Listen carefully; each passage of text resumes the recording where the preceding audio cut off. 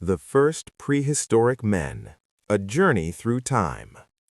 Hey everyone, tonight we begin with the first prehistoric humans, because the people who survived mammoths, ice ages, and zero supermarkets were far more advanced than the grunting caveman stereotype suggests. Before you get too comfortable, take a moment to like this video and subscribe, but only if you genuinely enjoy what I do here. And let me know in the comments where you're tuning in from and what time it is for you. It's always fascinating to see who's joining us from around the world.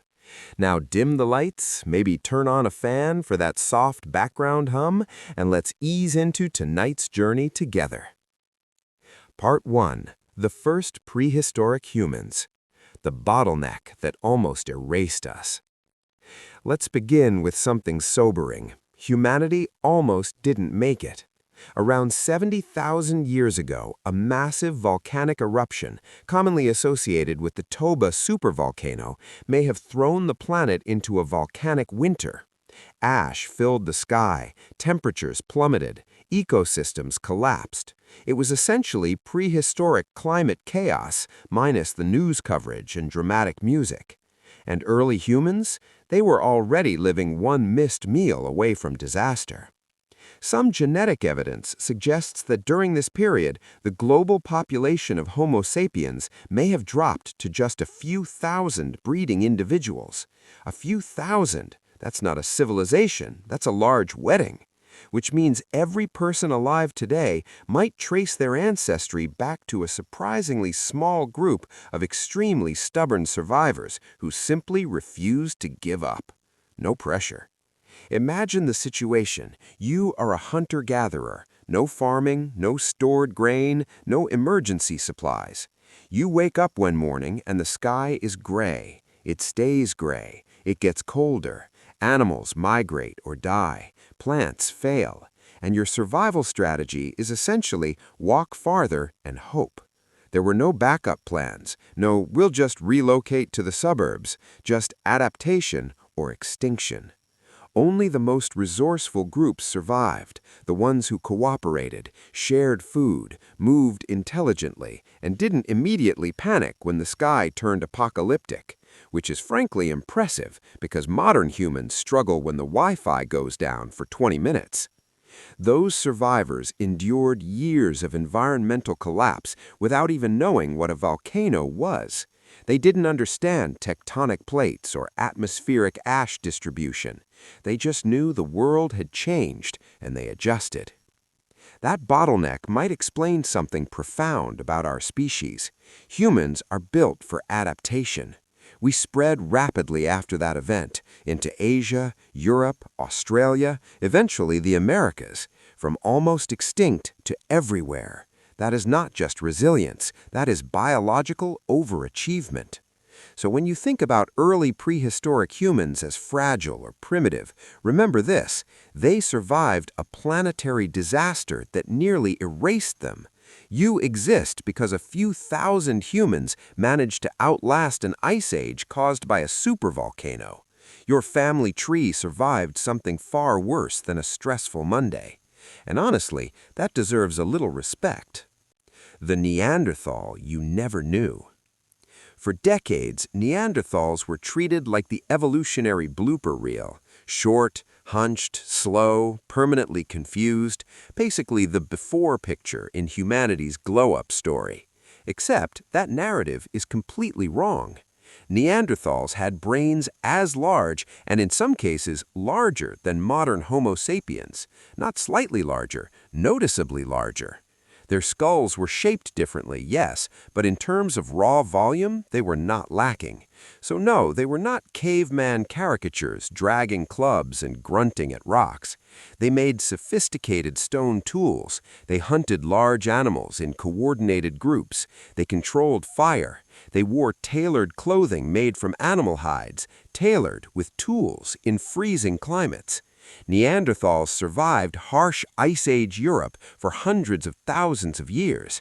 That is not incompetence, that is endurance at an elite level. And here's where it gets even more interesting.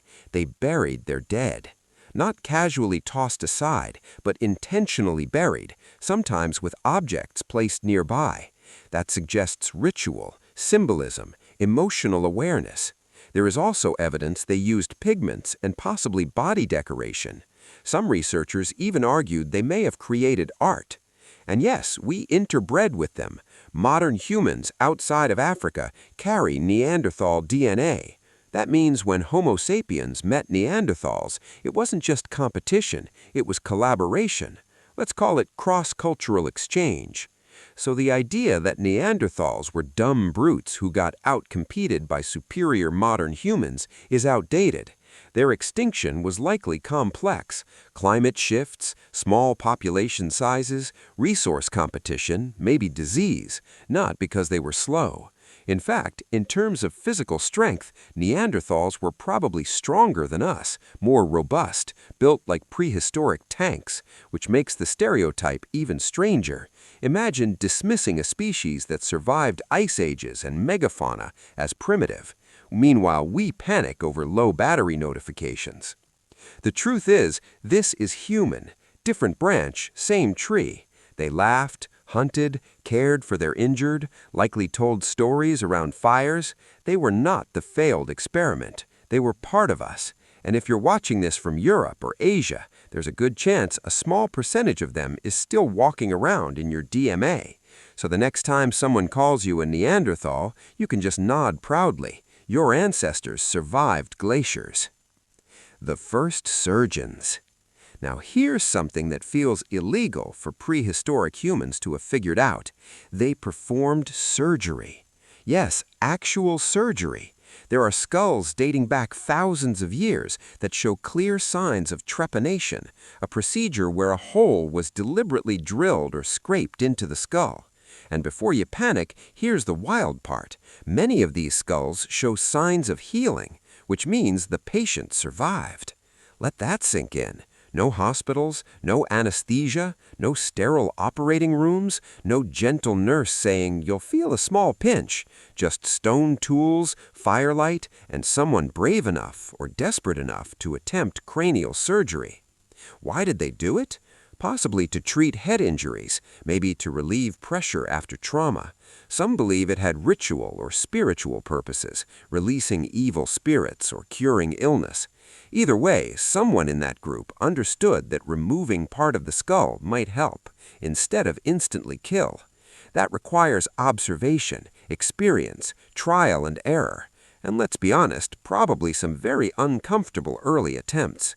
Imagine being the volunteer for the first procedure. Good news, we think this might help your headache.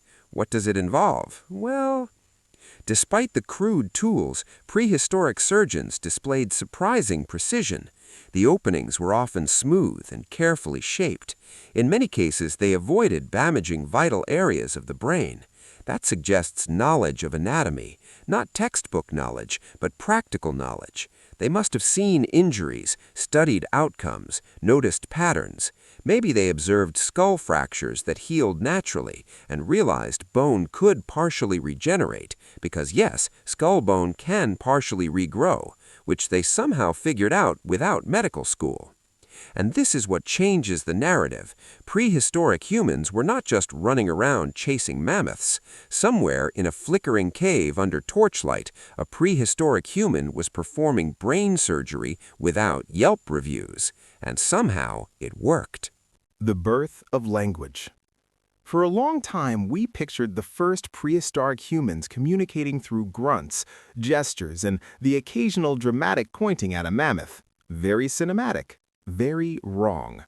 The idea that complex language appeared late in human evolution is slowly collapsing, because the more we uncover about early humans, the harder it becomes to imagine them functioning without structured speech. Think about what they were doing. Coordinated hunts involving multiple people surrounding massive animals. That requires planning, timing, role assignment. You cannot successfully ambush a woolly mammoth using interpretive dance. You need communication, and not just you go there, I go here. You need abstract thinking, discussion of future events, shared strategy, probably even disagreement. Then there's tool making. Advanced stone tools require instruction, subtle shaping techniques, passing knowledge from one generation to the next. You don't transmit craftsmanship through grunts alone. Genetics adds another clue. The FOXP2 gene associated with speech and language ability appears in both modern humans and Neanderthals. That suggests the neurological capacity for language existed far earlier than we once believed, which means conversations around prehistoric campfires were likely far more sophisticated than we imagine. They probably had names, stories, warnings, jokes. Yes, jokes. Because humor requires language, and humans love humor. It relieves stress, strengthens bonds, builds group identity.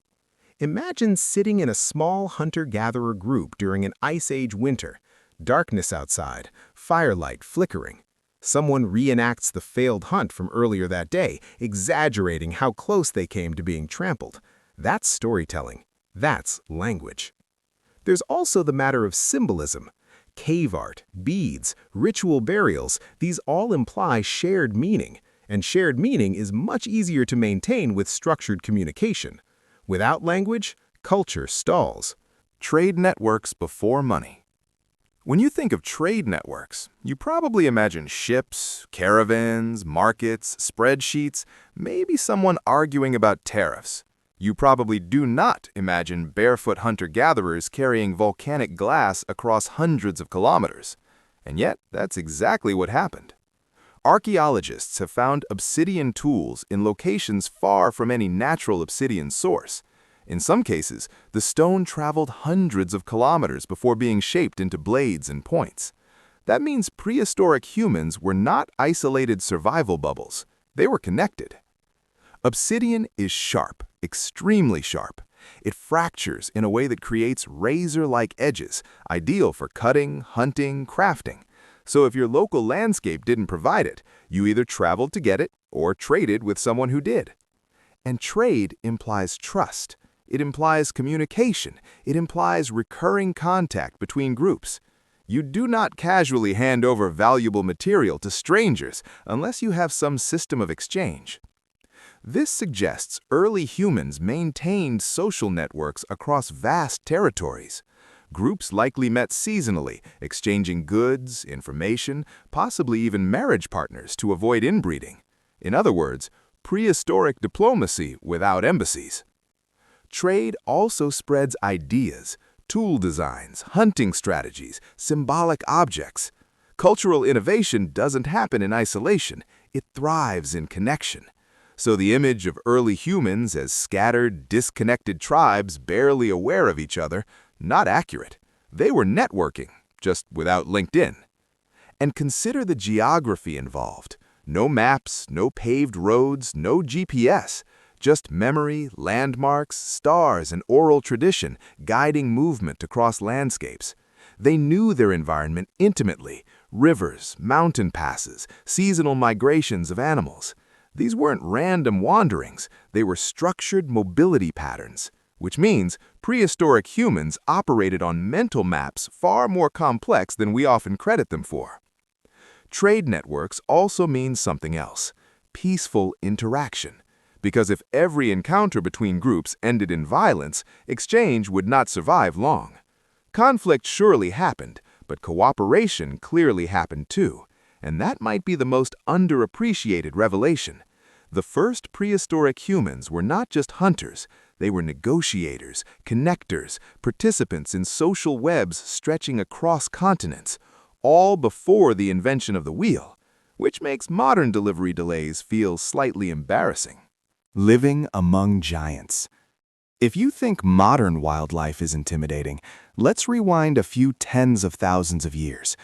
Prehistoric humans did not share the planet with deer and the occasional bear. They lived alongside woolly mammoths, the size of moving hills, saber-toothed cats with fangs like kitchen knives, giant ground sloths larger than modern cars, short-faced bears that could look you in the eye while standing upright. This wasn't a nature documentary. This was Tuesday. And yet, they survived. Not just survived, they hunted some of them. hunting a mammoth required coordination, strategy, and courage bordering on questionable judgment. These animals weighed several tons. One wrong move, and your hunting party becomes a cautionary tale. So how did they do it? Teamwork, persistence hunting, trapping, driving animals into natural bottlenecks, using spears designed for distance and penetration. This wasn't chaotic charging. It was calculated risk. And let's be clear, prehistoric humans were not apex predators by default. Physically, we are not the strongest, not the fastest, not armored, no claws, no fangs. Our advantage was cooperation and planning. While a saber-toothed cat relied on muscle and ambush, humans relied on coordination and tools, brains over brawn, and sometimes just enough brawn. Living alongside megafauna also meant constant awareness.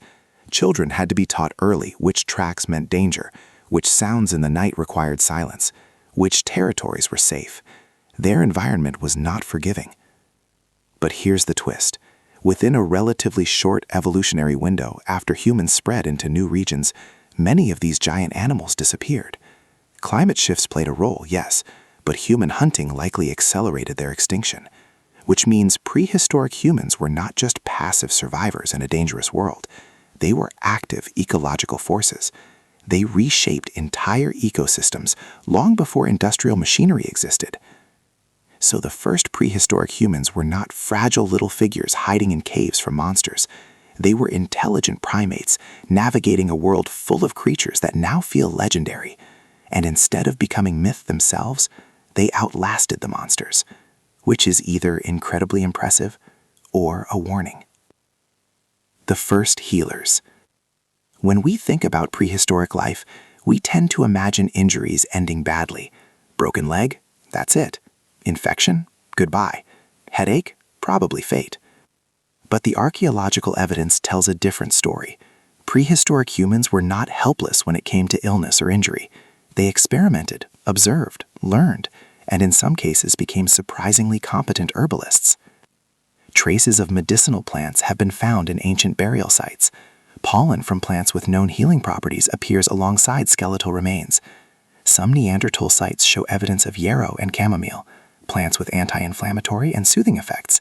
This was not random chewing. It suggests intention.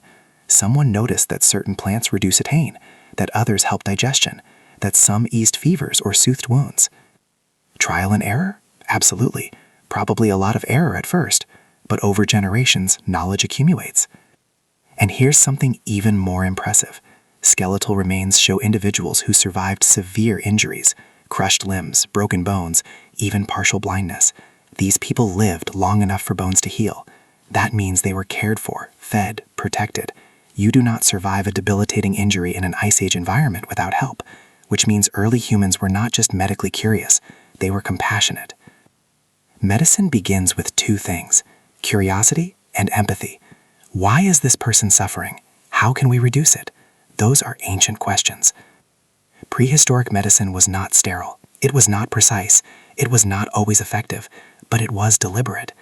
They likely used plant poultices for wounds, animal fats as protective barriers, heated stones for muscle pain, smoke for preservation and insect control.